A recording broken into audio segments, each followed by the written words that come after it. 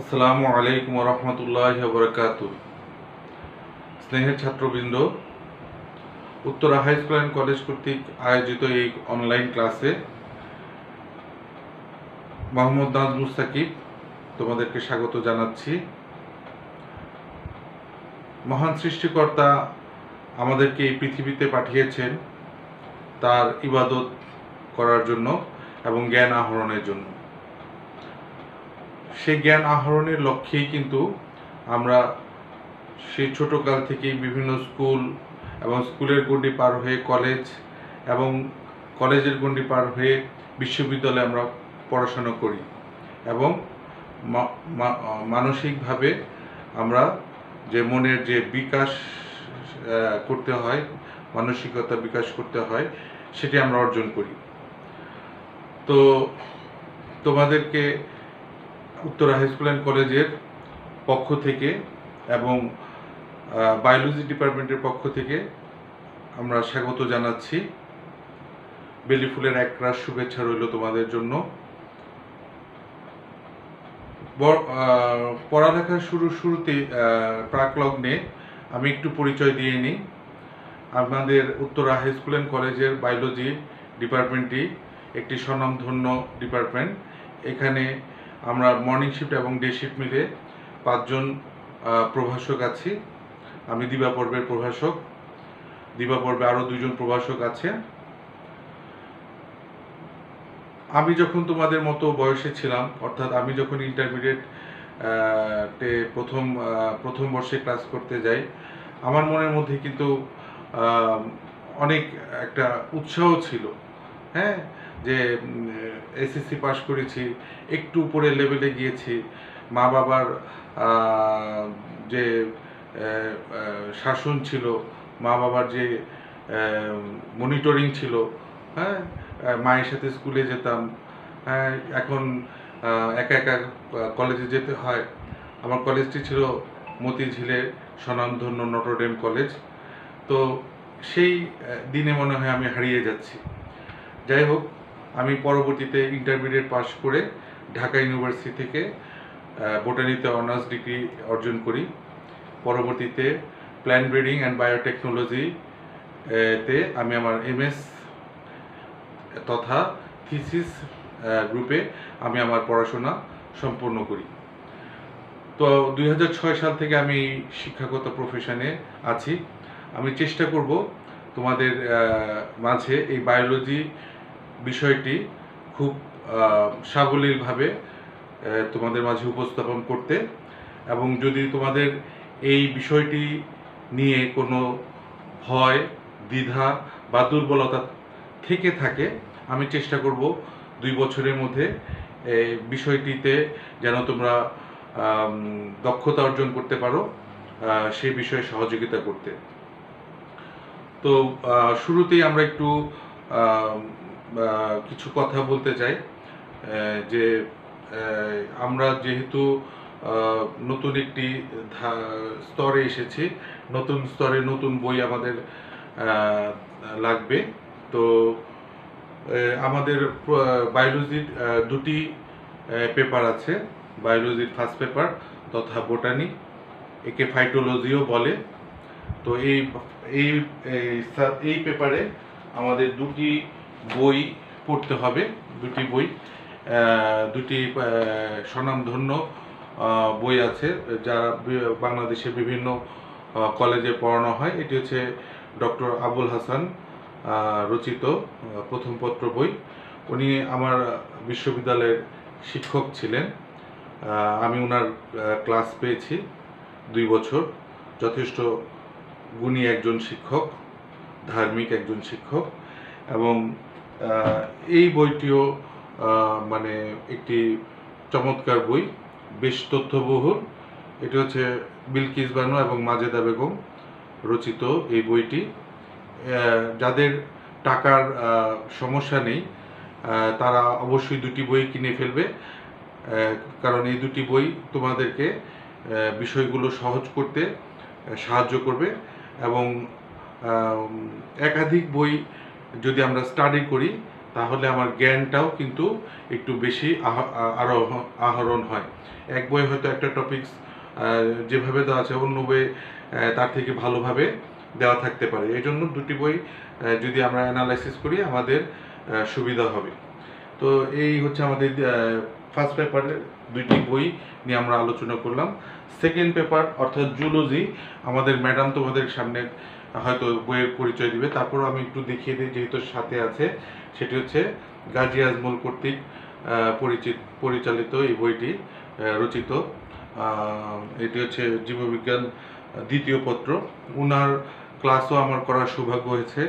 আমি যখন নটরডেমের ছাত্র ছিলাম তখন উনি আমাদের ক্লাস নিয়েছেন টানা 2 বছর। উনিও যথেষ্ট দক্ষ টিচার এবং আমাদেরকে বায়োলজি বিষয়টাকে এত সুন্দরভাবে, এত গোছালোভাবে আমাদের মাঝে উপস্থাপন করেছিল যে তখন থেকেই কিন্তু এই বায়োলজি বিষয়টায় আমি পড়ার উৎসাহ, অনুপ্রেরণা লাভ করি। আগে একটু কঠিন মনে হতো যে ছবি আঁকতে হবে, এই করতে হবে, বৈজ্ঞানিক নাম, এই সেই, একটু মনে হয় সায়েন্সের বিষয়গুলোর মধ্যে এই সাবজেক্টটাকে একটু ভয়ই পেতাম বলতে পারি। কিন্তু পরবর্তীতে যখন আমরা এই সমস্ত গুণী টিচারের সংস্পর্শে আসি তখন কিন্তু আমার কাছে এই বিষয়গুলো খুব সোজা মনে হয়েছে এবং ইন্টারেস্টিং মনে হয়েছে। আসলে যখন আমরা একটা গল্প পড়ি, গল্পের গভীরে যদি আমি যেতে না পারি, সেখান থেকে যদি আমি রস আহরণ করতে না পারি, তাহলে কিন্তু গল্প পড়ে আমার কোনো অনুভূতি সৃষ্টি হবে না, মানে কোনো ইন্টারেস্ট আমি পাবো না। তেমনি এই বইগুলো থেকে যদি আমি জ্ঞান আহরণ করার জন্য চিন্তা ভাবনা করি, অবশ্যই এগুলোর গভীরে যেতে হবে, কে মাথায় নিতে হবে এবং চিন্তা করতে হবে যে প্রত্যেকটি বিষয় কিন্তু খুব ইন্টারেস্টিং। সেভাবে পড়লে আমরা কিন্তু এই বিষয়টি অত্যন্ত চমৎকার করে আত্মস্থ করতে পারবো। 9-10-এ তোমাদের অনেকেই কিন্তু এই বিষয়টিকে ফোর্থ সাবজেক্ট হিসেবে পড়েছো, কিন্তু ইন্টারমিডিয়েটে ভালো করতে হলে থার্ড সাবজেক্ট বা ফোর্থ সাবজেক্ট বলে কোনো কথা নেই। প্রতিটি বিষয়ে আমাদেরকে মনোযোগী হতে হবে, আন্তরিক হতে হবে এবং আমি যেন আমার সর্বোচ্চ নম্বরটুকু ইন্টারমিডিয়েট পরীক্ষায় অর্জন করতে পারি সে বিষয়ে পরিশ্রম করতে হবে। পরিশ্রম ছাড়া কোনোভাবেই রেজাল্ট করা সম্ভব না। হ্যাঁ, আমার বন্ধু আমার থেকে বেশি পরিশ্রম করবে, সে কিন্তু আমার থেকে 1 ধাপ 2 ধাপ 3 ধাপ করে এগিয়ে যাবে। আর আমি যদি তার থেকে বেশি পরিশ্রম করি তাহলে তাকে আমি পিছনে ফেলে আমি সামনের দিকে এগিয়ে যাব। তা আমি আশা করি উত্তরা হাই স্কুল অ্যান্ড কলেজের প্রথম বর্ষের প্রতিটি ছাত্র তাদের পরিশ্রমের দ্বারা, তাদের চেষ্টার দ্বারা ভবিষ্যতের যে শিক্ষার যে আরেকটি স্তর, অর্থাৎ ইন্টারমিডিয়েটের পরে যে স্তরটি আসে ভর্তি পরীক্ষার মাধ্যমে মেডিকেল, বুয়েট বা ইউনিভার্সিটির ভালো ভালো বিষয়ে চান্স পাওয়া, সেটি কিন্তু আমি আমাদের এই পরিশ্রম দ্বারা অর্জন করতে পারি। তবে সে জায়গায় আমার একটি জায়গা দখল করতে হলে অনেক মেধাবী এবং পরিশ্রমী ছাত্রকে তাদের সাথে প্রতিযোগিতা করে আমাকে সেই কাঙ্ক্ষিত লক্ষ্য অর্জন করতে হবে। আমি যদি এই 2 বছর কিন্তু নাই, আসলে 3 মাস তো চলেই গেছে, আর অ্যাকচুয়ালি আমরা ইন্টারমিডিয়েটে 2 বছরও পাই না, খুব অল্প সময় পাই, সেশনে 2 বছর বলে, কিন্তু অ্যাকচুয়ালি আমরা 2 বছর পাই না। তো আমি যদি এই সময়টুকু পরিশ্রম করে কিন্তু আমি আমার সেই কাঙ্ক্ষিত লক্ষ্য অর্জন করতে পারবো। আমি যেমন এখন 1000 চেষ্টা করলেও আমার এসএসসির জিপিএকে পরিবর্তন করতে পারবো না। সাপোজ আমি এসএসসিতে যদি জিপিএ 4.8 পাই, আমি 1000 কান্নাকাটি করেও কিন্তু আমি জিপিএ 5 তুলতে পারবো না। তো সেভাবেই যদি ইন্টারমিডিয়েট পরীক্ষার পর যদি তুমি 1000 কান্নাকাটি করো বা 1000 চেষ্টা করো যে আমাকে আরেকবার সুযোগ দেখ, আমি জিপিএ 5 তোলার সর্বাত্মক চেষ্টা করবো, সেটাও কিন্তু সম্ভব নয়। সুতরাং সময় থাকতে আমাকে সচেতন হতে হবে এবং অবশ্যই একটি মনের মধ্যে স্পৃহা থাকতে হবে যে আমাকে অ্যাট এনি হাউ, হ্যাঁ, আর কে চান্স পেলো আমাকে দেখার বিষয় নয়, আর কে ক্লাস করলো মনোযোগ দিয়ে আমার দেখার বিষয় না, আমাকে আমার কাঙ্ক্ষিত লক্ষ্য অর্জন করার জন্য অবশ্যই পরিশ্রম এবং চেষ্টা করতে হবে। এবং মনের মধ্যে যদি আন্তরিকতা থাকে তাহলে কিন্তু কেউ তোমাদের দবিয়ে রাখতে পারবে না। তোমাদের পথ সুগম হোক, সুন্দর হোক সেই কামনা করে আমরা আজকে আমাদের পড়া শুরু করছি। আমি মোহাম্মদ নাজমুল সাকিব তোমাদেরকে বায়োলজি ক্লাসে স্বাগতম জানাচ্ছি। আমার নেম কোড হচ্ছে MNS। হ্যাঁ, তোমরা রুটিনে দেখবা MNS। তো বায়োলজি বিষয়টা হচ্ছে সায়েন্সের একটি সাবজেক্ট। সায়েন্সের যে শাখায় জীব বিষয়ে আলোচনা করা হয়, অর্থাৎ জীবের গঠন, জীবের বংশবৃদ্ধি, জীবের বৈশিষ্ট্য ইত্যাদি নিয়ে আলোচনা করা হয়, তাকে বলা হয় জীববিজ্ঞান বা বায়োলজি। বায়োলজি শব্দটি দুটি গ্রিক শব্দ থেকে এসেছে, একটি হচ্ছে বায়োস আর একটি হচ্ছে লগোস। বায়োস মানে জীব, লগোস মানে জ্ঞান, তার মানে জীব সম্পর্কিত জ্ঞান, এটাকেই বলতেছে বায়োলজি। এই বায়োলজি শব্দটি প্রথম ল্যামার্ক প্রবর্তন করেন। বায়োলজির জনক হচ্ছে বিজ্ঞানী অ্যারিস্টটল। এবং বায়োলজির দুটি অংশ আছে বা দুটি পেপার আছে। একটি হচ্ছে ফার্স্ট পেপার, যেটাকে আমরা সংক্ষেপে বোটানি বা ফাইটোলজি বলি, এবং অপরটি হচ্ছে সেকেন্ড পেপার বা জুলজি। তো এই যে বোটানি, এই বোটানির যে জনক বা ফাদার অফ বোটানি বলা হয় বিজ্ঞানী থিওফ্রাস্টাসকে। আর এই থিওফ্রাস্টাস ছিলেন কিন্তু অ্যারিস্টটলের ছাত্র। আর অ্যারিস্টটলকে কি বলা হয়? ফাদার অফ জুলজি অথবা ফাদার অফ বায়োলজি। তো আমাদের প্রথম চ্যাপ্টারের নাম হচ্ছে কোষ ও এর গঠন। এই চ্যাপ্টারের ঠিক পূর্বে ইন্ট্রোডাকশনমূলক কিছু ইনফরমেশন আমাদের বইয়ের শুরুতে দেওয়া আছে। প্রথম চ্যাপ্টারের শুরুতে জাস্ট আমাদের কিছু বেসিক সম্পর্কে ধারণা দেওয়ার জন্য। তো সেখানে প্রথমেই আমরা একটি জিনিস পাবো যে ট্যাক্সন কি। ট্যাক্সন, আমরা পৃথিবীতে অসংখ্য উদ্ভিদ আছে বা প্রাণী আছে, এই সমস্ত উদ্ভিদগুলোকে তার সাদৃশ্য এবং বৈসাদৃশ্যের উপর ভিত্তি করে বিভিন্ন স্তরে বা উপস্তরে ভাগ করার পদ্ধতিকে বলা হয় শ্রেণীবিন্যাস বা ক্লাসিফিকেশন। আর এই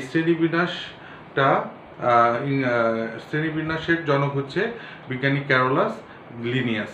তো আমরা তিনজন ব্যক্তি সম্পর্কে জানলাম, যাদেরকে এক এক বিষয়ের জনক বলা হয়। তো এই আইসিবিএন স্বীকৃত 7টি স্তর আছে। এই যে শ্রেণীবিন্যাস করা হয় তার 7টি স্তর আছে, যাকে ক্রমান্বয়ে যদি সাজাই তাহলে বলা যাবে প্রথম স্তর বা সবচেয়ে উপরের স্তরটি হচ্ছে জগৎ বা কিংডম। পরবর্তীতে আছে ডিভিশন বা ফাইলাম, তারপর আছে ক্লাস, অর্ডার, ফ্যামিলি, জেনাস এবং স্পিসিস। এভাবে ক্রম অনুসারে উপর থেকে নিচে স্তরগুলো সজ্জিত আছে। তো সবচেয়ে নিচের যে স্তরটি বা সবচেয়ে মৌলিক যে স্তরটি, সেটি হচ্ছে স্পিসিস বা প্রজাতি। পৃথিবীতে প্রত্যেক মানে যত প্রাণীকুল বা উদ্ভিদকুল আছে, অসংখ্য প্রজাতির সমারোহ আছে, এবং একটা প্রজাতি থেকে অন্য প্রজাতি ভিন্নতর তাদের বৈশিষ্ট্যের দ্বারা, তাদের শারীরিক গঠন দ্বারা। তাহলে প্রজাতি কি? প্রজাতি হচ্ছে সর্বাধিক মিল সম্পন্ন একদল জীব। একটু মনোযোগ দিয়ে শোনো, সর্বাধিক মিল সম্পন্ন একদল জীব যারা নিজেদের মধ্যে প্রজনন করে সন্তান উৎপাদনে সক্ষম। ঠিক আছে, যেমন মানুষ একটা প্রজাতি, যেমন বানর একটা প্রজাতি। যদি উদ্ভিদের কথা চিন্তা করি, ধান গাছ একটা প্রজাতি, বট গাছ একটা প্রজাতি। এক প্রজাতির সাথে আরেক প্রজাতির ইকোসিস্টেমে ইন্টারাকশন থাকতে পারে, কিন্তু চারিত্রিক বৈশিষ্ট্য এবং বংশবৃদ্ধির ক্ষেত্রে এরা কিন্তু স্বতন্ত্র। হ্যাঁ, আমি যদি সুন্দরবনের সবচেয়ে সুন্দরী ফিমেল যে বানরটা, তাকে যদি বলা হয় যে তোমাদের মধ্যে যে সবচেয়ে হ্যান্ডসাম ছেলেটি আছো, তুমি ওই সুন্দরবনের সুন্দরী বানরটাকে বিয়ে করো, তাহলে কি তুমি করবে? অবশ্যই না। কারণ কি, সে যতই সুন্দর হোক, সে কিন্তু তোমার একই প্রজাতিভুক্ত নয়। তোমাকে না, ধরো আমাকেই বললো, আমিও কিন্তু করব না। কারণ কি, এর থেকে যদি আমাকে একজন কুৎসিত বা আফ্রিকান একজন নিগ্রো মহিলাকেও বলা হয় যে তুমি তার সাথে ঘর সংসার করবা না, সবচেয়ে সুন্দরী যে অপর প্রজাতি আছে, অন্য প্রজাতির সদস্য আছে, তার সাথে ঘর সংসার করবা বা বংশবৃদ্ধি করবা, আমরা কিন্তু ওই আমার সমগোত্রীয় বিপরীত লিঙ্গটাকেই বেছে নিব। কারণ তার সাথে আমার বৈশিষ্ট্যগত গঠনগত মিল আছে, যতই সে আমার অপছন্দের বা কুৎসিত বা যেই হোক, একটু নেগেটিভ কথা বললাম হোক, আমি কিন্তু তাকেই গ্রহণ করবো, আমি কিন্তু অন্য প্রজাতির সদস্যকে গ্রহণ করব না। তো এই জন্য বললাম যে প্রজাতি হচ্ছে সর্বাধিক মিল সম্পন্ন একদল জীব যারা নিজেদের মধ্যে প্রজননের মাধ্যমে সন্তান উৎপাদনে সক্ষম। যাই হোক, এই চ্যাপ্টারটিতে বিভিন্ন ধরনের শ্রেণীবিন্যাস নিয়ে আলোচনা করা হয়েছে। কৃত্রিম শ্রেণীবিন্যাস, প্রাকৃতিক শ্রেণীবিন্যাস, জাতিজনিত শ্রেণীবিন্যাস, তো এবং দ্বিপদ নামকরণ নিয়ে আলোচনা করেছে। এগুলো সব তোমাদের 9-10-এ পড়া। তোমরা জাস্ট প্রথম অধ্যায়ে যাবার শুরুতে একটু রিডিং দিয়ে নিলে যেন তোমাদের আগের পড়াটা একটু ঝালাই হয় বা তোমাদের যেন স্মরণে চলে আসে। সংক্ষেপে একটু বলে দিতে পারি যে কৃত্রিম শ্রেণীবিন্যাসটা হচ্ছে যে কোনো একটা বা দুইটা বৈশিষ্ট্যের উপর ভিত্তি করে এই শ্রেণীবিন্যাসটা করা হয়, যেমন থিওফ্রাস্টাস প্রদত্ত শ্রেণীবিন্যাস, লিনিয়াস প্রদত্ত শ্রেণীবিন্যাস। আর প্রাকৃতিক শ্রেণীবিন্যাস হচ্ছে সর্বাধিক বৈশিষ্ট্য, মানে একটা না দুইটা না, অনেকগুলো বৈশিষ্ট্য হতে পারে। সেটা পাতার গঠন হতে পারে, পাতার কিনারাটা কীরকম, ফুলটা কীরকম, ফুলের কালার কীরকম, হ্যাঁ, যত বেশি সম্ভব বৈশিষ্ট্য নিয়ে যদি উদ্ভিদের মধ্যে শ্রেণীবিন্যাস করা হয় তখন সেই ধরনের শ্রেণীবিন্যাসকে বলা হয় প্রাকৃতিক শ্রেণীবিন্যাস, যেমন বেন্থামুকার প্রদত্ত শ্রেণীবিন্যাস। আরেকটি হচ্ছে জাতিজনিত শ্রেণীবিন্যাস, যা করা হয় উৎপত্তির উপর ভিত্তি করে বিবর্তনের ধারা অনুযায়ী সাজিয়ে। উৎপত্তির উপর ভিত্তি করে বলতে কি, কোন প্রজাতির থেকে কোন প্রজাতির উৎপত্তি হয়েছে, হ্যাঁ, যেমন মস জাতীয় উদ্ভিদ থেকে ফার্ন জাতীয় উদ্ভিদের উৎপত্তি হয়েছে বলে ধারণা করা হয়। এককোষী প্রাণী থেকে বহুকোষী প্রাণীর উৎপত্তি হয়েছে বলে ধারণা করা হয়। তাহলে এই যে উৎপত্তির উপর ভিত্তি করে যে শ্রেণীবিন্যাস করা হয় তাকে বলা হয় জাতিজনিত শ্রেণীবিন্যাস। যেমন মার্গুলিস প্রদত্ত শ্রেণীবিন্যাস, আরও বিভিন্ন ধরনের শ্রেণীবিন্যাস আছে। যাই হোক, তোমরা এগুলো একটু জাস্ট পড়ে পূর্বের পড়ার সাথে একটু মিলিয়ে নিলে যে কতটুকু তোমাদের মনে আছে। যাই হোক, আমরা মূল চ্যাপ্টারে চলে যাই। আমাদের প্রথম চ্যাপ্টারের নাম হচ্ছে কোষ এবং এর গঠন। তো আমাদের এই চ্যাপ্টারটি অনেক বড়, প্রথম চ্যাপ্টারটি অনেক বড়। আমরা দুজন টিচার তোমাদের এই চ্যাপ্টারটি পড়াবো। তো পড়ানোর সুবিধার্থে আমরা দুজন টিচার এই চ্যাপ্টারটিকে দুই ভাগে ভাগ করে নিয়েছি। প্রথম অংশটুকু পড়াবেন আমাদের ডিপার্টমেন্টের আরেকজন ম্যাডাম লুৎফুন্নেসা পলি, আর আমি পড়াবো পরের অংশটুকু, মানে অর্ধেকের পরের অংশটুকু আমি পড়াবো। তো তারপরেও একটু, যেহেতু প্রথম ক্লাস, একটু বলে নিই যে প্রথম কোষটা কি। কোষ হচ্ছে জীবদেহের গাঠনিক একক এবং কার্যিক একক। এটা তোমরা 9-10-এ পড়ে আসছো। তুমি এইভাবে বলতে পারো, জীবদেহের মৌলিক একককে বলা হয় কোষ, বা বংশগতির একককে বলা হয় কোষ। বংশগতি কি, যে এক জেনারেশন থেকে অপর জেনারেশন যে বৈশিষ্ট্য স্থানান্তরিত হয় সেটাকে বলা হয় বংশগতি। আর এই বংশগতির এককও হচ্ছে কোষ।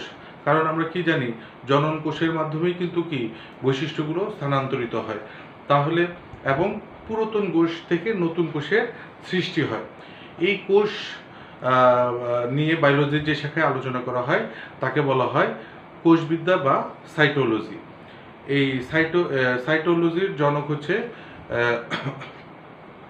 বিজ্ঞানী রবার্ট হুক, এবং মডার্ন সাইটোলজি জনক হচ্ছে সিপি সোয়ানসন।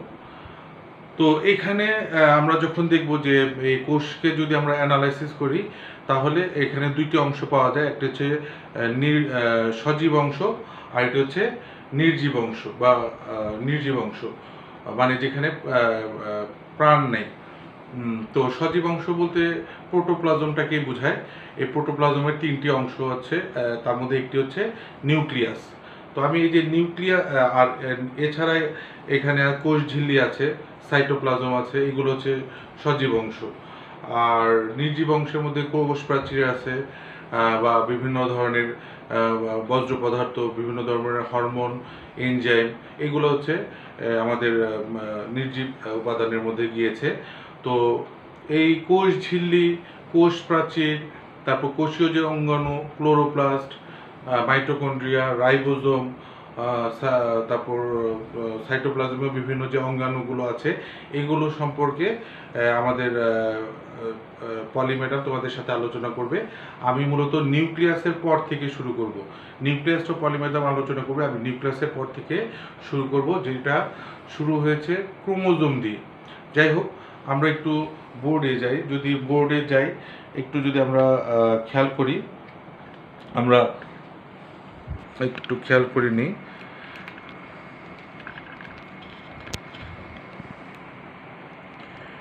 আমরা বোর্ডে একটু খেয়াল করব, তাহলে সুবিধা হবে। দেখো আমাদের এখানে ছবি আঁকা আছে, আগেই তোমাদের কিছু ছবি এঁকে রেখেছে যেন তোমাদের সুবিধা হয়। দেখো এই যে এখানে হচ্ছে নিউক্লিয়াস। নিউক্লিয়াসকে বলা হয় কোষের প্রাণ বা কোষের মস্তিষ্ক। এই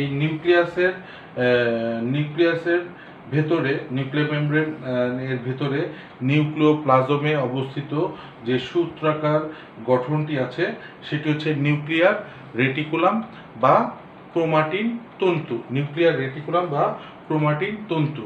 এই ক্রোমাটিন তন্তুটাই কিন্তু পরবর্তীতে কোষ বিভাজনের সময় কিছুটা খাটো এবং মোটা হয়ে যে সূত্রাকার গঠন তৈরি করে তাকেই বলা হয় ক্রোমোজোম। ক্রোমোজোম, এই ক্রোমোজোম শব্দটা গ্রিক শব্দ থেকে এসছে। গ্রিক শব্দ ক্রোমা মানে হচ্ছে কালার, ক্রোমা মানে হচ্ছে কালার বা রং, আর জোমা মানে বডি, অর্থাৎ রং ধারণ করতে পারে এমন একটি বডি বা দেহই হচ্ছে ক্রোমোজোম।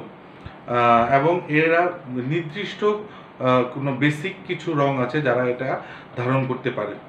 এই ক্রোমোজোম যদি সংজ্ঞা বলি তাহলে সংজ্ঞা কি বলতে পারি? ক্রোমোজোম হচ্ছে কোষের ক্রোমোজোমটা হচ্ছে নিউক্লিক অ্যাসিড এবং প্রোটিন দ্বারা গঠিত। নিউক্লিক অ্যাসিড বলতে ডিএনএ এবং আরএনএ আছে। নিউক্লিক অ্যাসিড এবং প্রোটিন দ্বারা গঠিত একটি সূত্রাকার গঠন যা স্বপ্রজননশীল। স্বপ্রজননশীল মানে কি?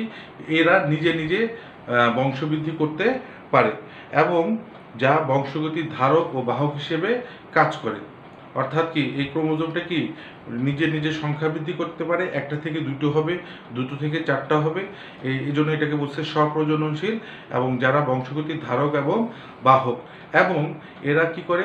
প্রজাতির পরিব্যক্তি, প্রকরণ, হ্যাঁ, এবং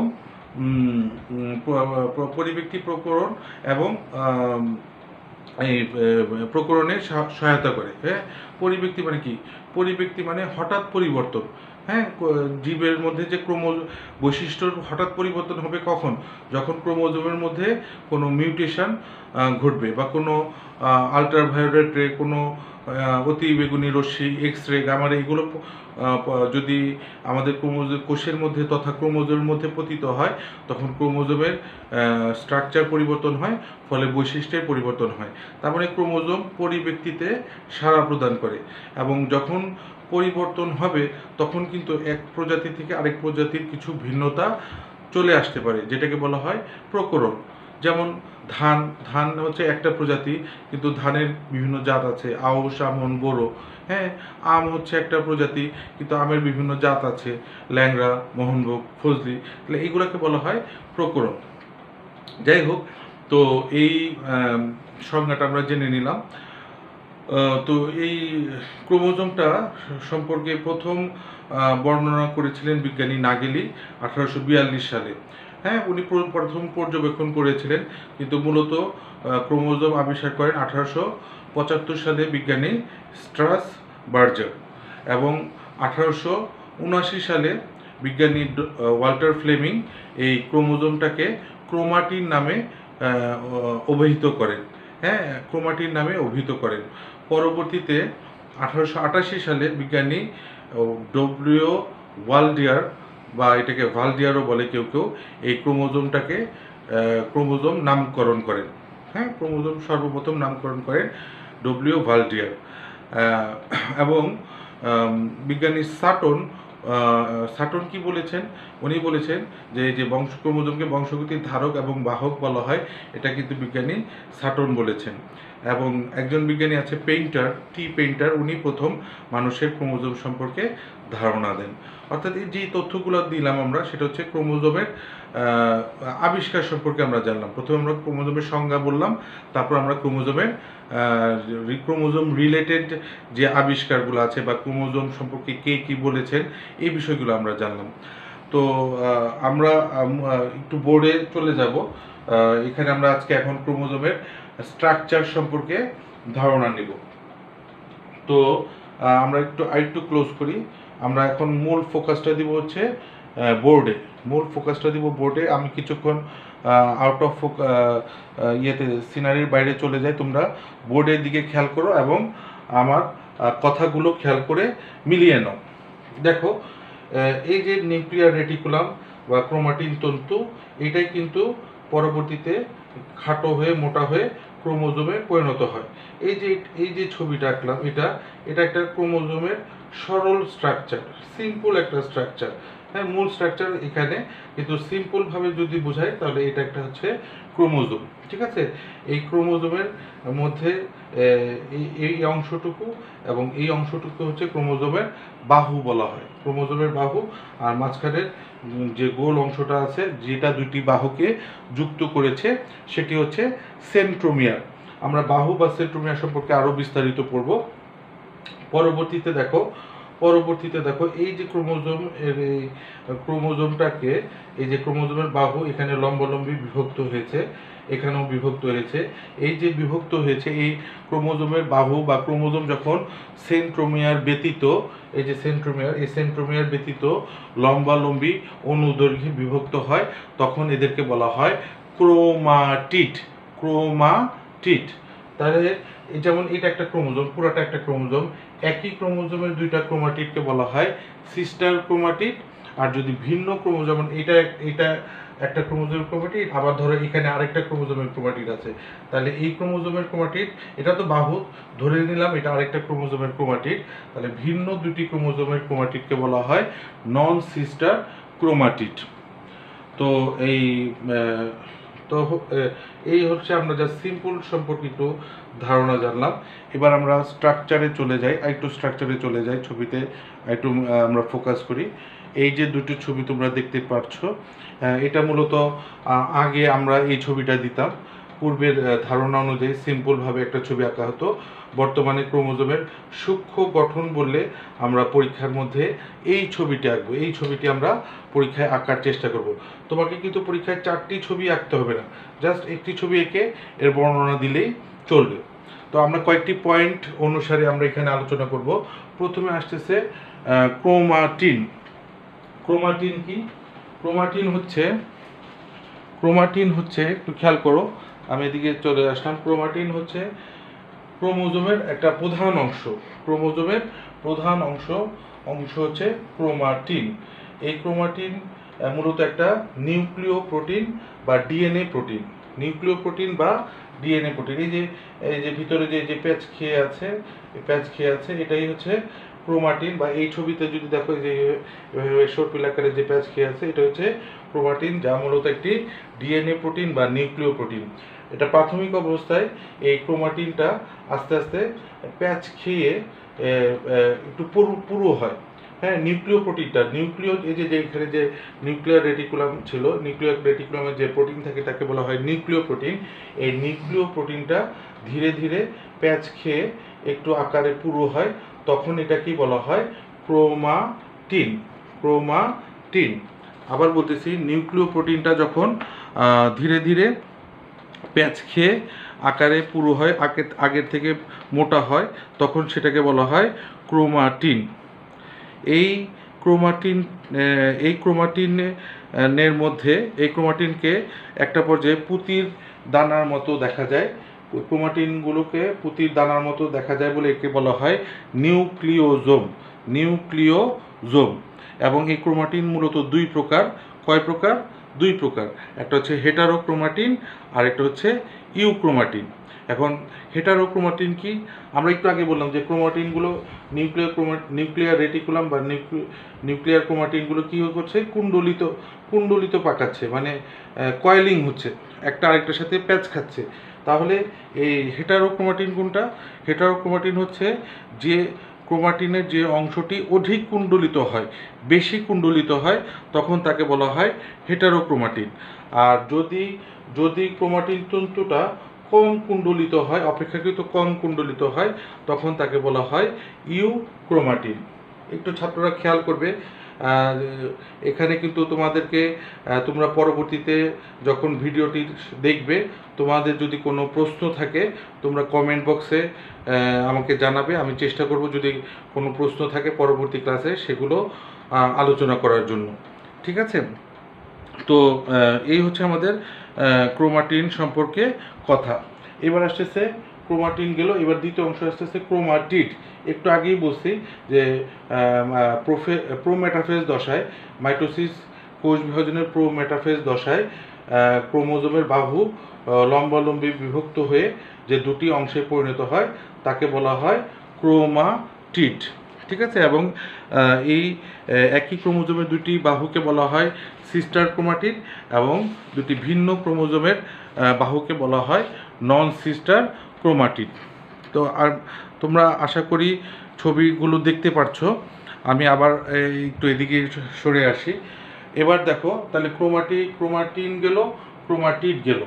এবার আসতেছে তৃতীয় যে পয়েন্টটা আসবে সেটা হচ্ছে ক্রোমোমিয়ার। ক্রোমোমিয়ারটা কি? ক্রোমোমিয়ারটা হচ্ছে তোমাদের যে মাইটোসিসের যখন প্রোফেজ দশায় কি হয় যে এই যে ক্রোমাটিনগুলোর গায়ে এরকম দানাদার পুঁতির মতো এক ধরনের স্ট্রাকচার দেখা যায়। দেখো যে দানাদার পুঁতির মতো এক ধরনের স্ট্রাকচার দেখানো হচ্ছে, এগুলোকে বলা হয় ক্রোমোমিয়ার। এটা কখন দেখা যায়? এটা হচ্ছে প্রোফেজ দশায় দেখা যায়। প্রোফেজ দশা আমরা জানি মিওসিসে প্রোফেজ একের 5টা পর্যায় আছে। সেটা হচ্ছে লেপ্টোটিন, জাইগোটিন, প্যাকাইটিন, ডিপ্লোটিন এবং ডায়াকাইনেসিস। এটা তোমরা কোষ বিভাজন দ্বিতীয় অধ্যায়ে আমাদের কোষ বিভাজন আছে, সেখানে বিস্তারিত জানতে পারবে। 9-10 কিছু সম্পর্কে জেনেছো। তো এই ক্রোমোমিয়ারগুলা লেপ্টোটিন পর্যায়ে শনাক্ত করা হয় বা বোঝা যায়। কিন্তু কয়টা ক্রোমোমিয়ার আছে, একটা ক্রোমোজোমে কয়টা ক্রোমোজোম আছে, 10টা আছে, 20টা আছে, না আরও বেশি আছে, এই সঠিক সংখ্যাটা এবং কোথায় আছে, ক্রোমোজোমের কোথায় কোথায় ক্রোমোমিয়ার আছে, এই সঠিক সংখ্যাটা গণনা করা যায় প্যাকাইটিন উপপর্যায়ে। এই হচ্ছে আমাদের ক্রোমোমিয়ার সম্পর্কে কথা। এরপরে চলে আসি সেন্ট্রোমিয়ার। দেখো যেটা এখানে গোলাকার একটি অংশ দেখানো হয়েছে, সেটাই এখানে দেখানো হচ্ছে সেন্ট্রোমিয়ারটা হচ্ছে, একটু আগেই বললাম ক্রোমোজোম শব্দের শাব্দিক অর্থ হচ্ছে রং ধারণকারী বডি। তাহলে ক্রোমোজোমটা কোনো নির্দিষ্ট রং ধারণ করতে পারে। যদি এটাকে আর্টিফিশিয়ালি কোনো কেমিক্যাল দ্বারা রঞ্জিত করা হয়, এর রং ধারণ করার ক্ষমতা আছে। কিন্তু ক্রোমোজোমের মধ্যে যেই অংশটি রং দিলেও রং ধারণ করতে পারে না, রং দেওয়া হবে কিন্তু সে রং নিবে না, এই অরঞ্জিত অংশটাকে বলা হয় সেন্ট্রোমিয়ার। এই সেন্ট্রোমিয়ার ক্রোমোজোমের মধ্যে একটি খাঁজ সৃষ্টি করে, যেটাকে বলা হয় প্রাথমিক কুঞ্চন। সাধারণত একটি ক্রোমোজোমে একটি সেন্ট্রোমিয়ার থাকে। দেখো এই যে এখানে সেন্ট্রোমিয়ার একটা, এখানে সেন্ট্রোমিয়ার একটা, হ্যাঁ। এবং এই সেন্ট্রোমিয়ার কি করে? ক্রোমোজোমের বাহুকে অথবা ক্রোমাটিডগুলোকে যুক্ত করে। একটি সেন্ট্রোমিয়ার হচ্ছে ক্রোমোজোমের জন্য আদর্শ, তবে কখনো কখনো 2 বা ততোধিক সেন্ট্রোমিয়ার থাকতে পারে। যদি ক্রোমোজোমে একটি সেন্ট্রোমিয়ার থাকে তখন তাকে বলা হয় মনোসেন্ট্রিক ক্রোমোজোম। যদি ক্রোমোজোমে 2টি সেন্ট্রোমিয়ার থাকে তখন তাকে বলা হয় ডাইসেন্ট্রিক ক্রোমোজোম। যদি ক্রোমোজোমে 2-এর অধিক সেন্ট্রোমিয়ার থাকে তখন তাকে বলা হয় পলিসেন্ট্রিক ক্রোমোজোম। অর্থাৎ সেন্ট্রোমিয়ারের সংখ্যার উপর ভিত্তি করে ক্রোমোজোমকে কয়েক ভাগে ভাগ করেছে।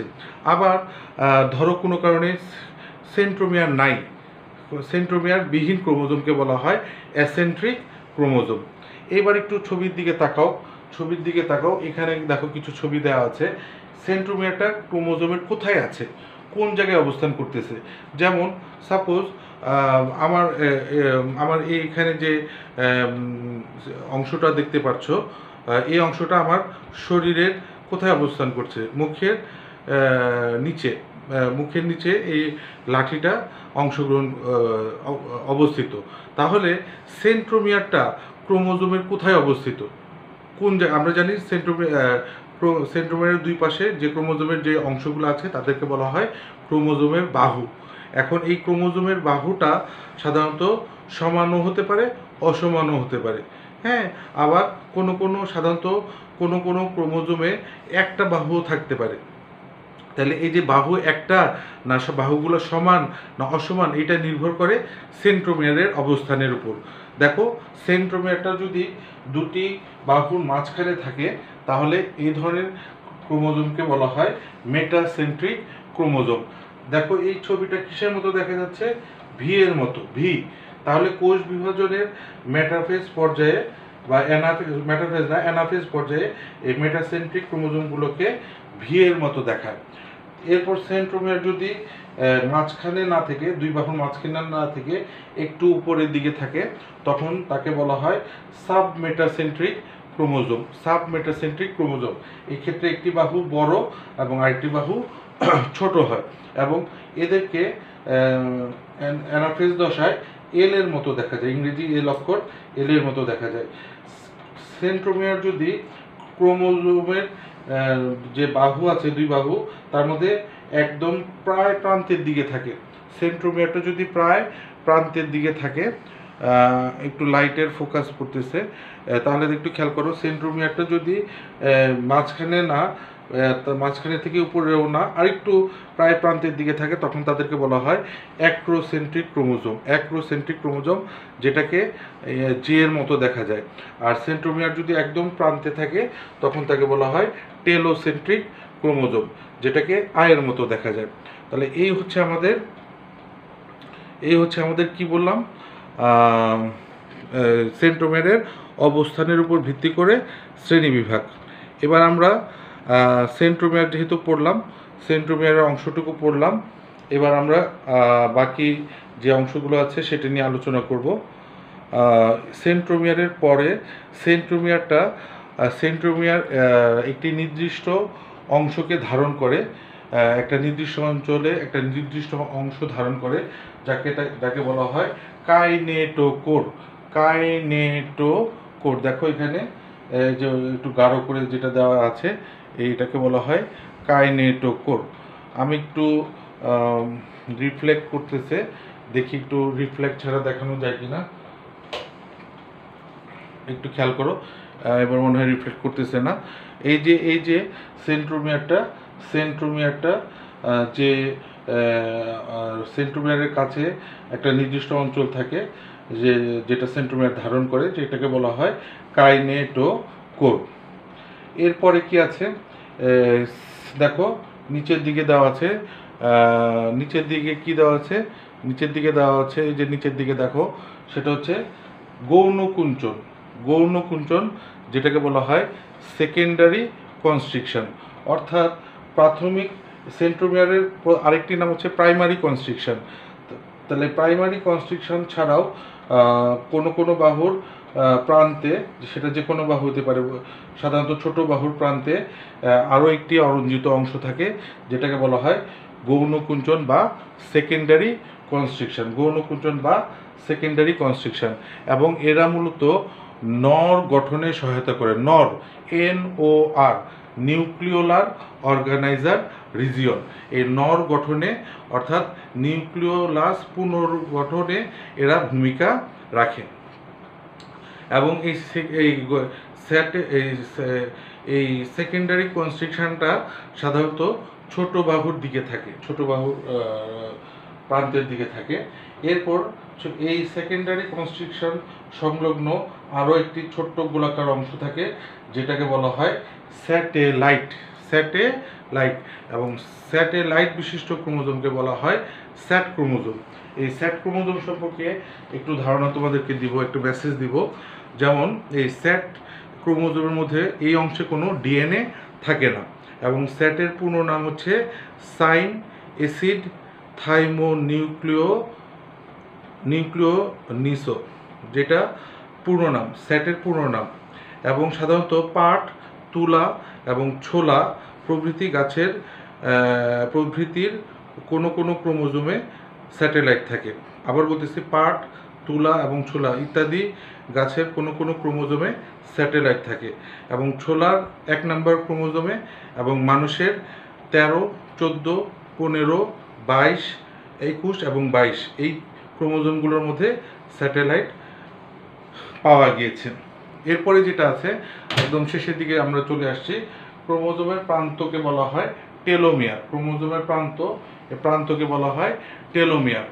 আগে ধারণা করা হতো এই ক্রোমোজোমের বাহিরে একটা পর্দা আছে, যেটা ক্রোমোজোম, এই পর্দাটা কি করে, ভিতরে কিছু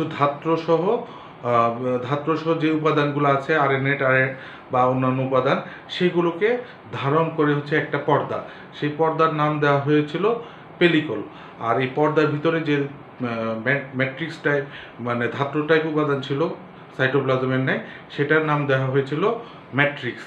কিন্তু পরবর্তীতে এই পেলিকল বা ম্যাট্রিক্স এগুলোর কোনো অস্তিত্ব পাওয়া যায়নি যখন ক্রোমোজোমকে ইলেকট্রন মাইক্রোস্কোপের নিচে দেখা হয়েছে বা পর্যবেক্ষণ করা হয়েছে।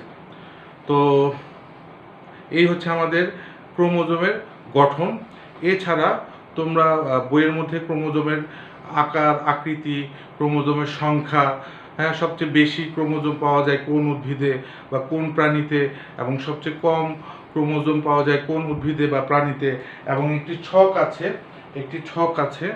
এই ছকটিও তোমরা কোন ক্রোমোজোম, কোন প্রাণী বা কোন উদ্ভিদে কতটি ক্রোমোজোম আছে, এই ছক আছে, এরকম ছক আছে। এগুলো নৈবৃত্তিক বা ভর্তি পরীক্ষার জন্য ইম্পর্টেন্ট। এবং ক্রোমোজোমের দৈর্ঘ্য কত, মানুষের ক্রোমোজোমের দৈর্ঘ্য কত, প্রস্থ কত, হ্যাঁ, ল্যাম্ব্রাস ক্রোমোজোম কি, তারপর ইত্যাদি বেশ কিছু ইনফরমেশান এমসিকিউ এ আসতে পারে। হ্যাঁ, সুতরাং সেই ইনফরমেশানগুলো তোমরা বই থেকে পড়ে নিবে। আমরা তো সব কিছু অল্প সময়ে তোমাদের সামনে তুলে ধরতে পারবো না, কিছু জিনিস নিজেদেরকেও পড়তে হবে। তো আশা করি বা ছেলেরা তোমরা আজকের লেকচারটি বুঝতে পেরেছো। তারপরও যদি কোনো সমস্যা হয় আমাদেরকে কমেন্ট বক্সে কমেন্ট করে জানাবে, অথবা সরাসরি ফোন করে জানাতে পারো যে স্যার আমার এই বিষয়টায় সমস্যা আছে। আমি চেষ্টা করব পরবর্তী ক্লাসে তোমাদেরকে সেই সমস্যার সমাধান করে দিতে। তো পরবর্তী ক্লাসে আবার তোমাদের সাথে দেখা হবে, এবং বাসায় তোমরা কি করবে, এই ক্রোমোজোমের ছবিটিকে প্র্যাকটিস করবে একাধিকবার, যেন অল্প সময়ে ছবিটি চিহ্নিতকরণ সহ আমি আঁকতে পারি। এবং ক্রোমোজোমের কাজ কি, আমরা ক্রোমোজোমের গঠন সম্পর্কে জানলাম, ক্রোমোজোমের কাজ কি, সেই কাজগুলো তোমরা বাসায় পড়ে ফেলবে। তো আগামী ক্লাসে ইনশাল্লাহ তোমাদের সাথে আবার দেখা হবে। সে পর্যন্ত তোমাদের সুস্বাস্থ্য কামনা করছি।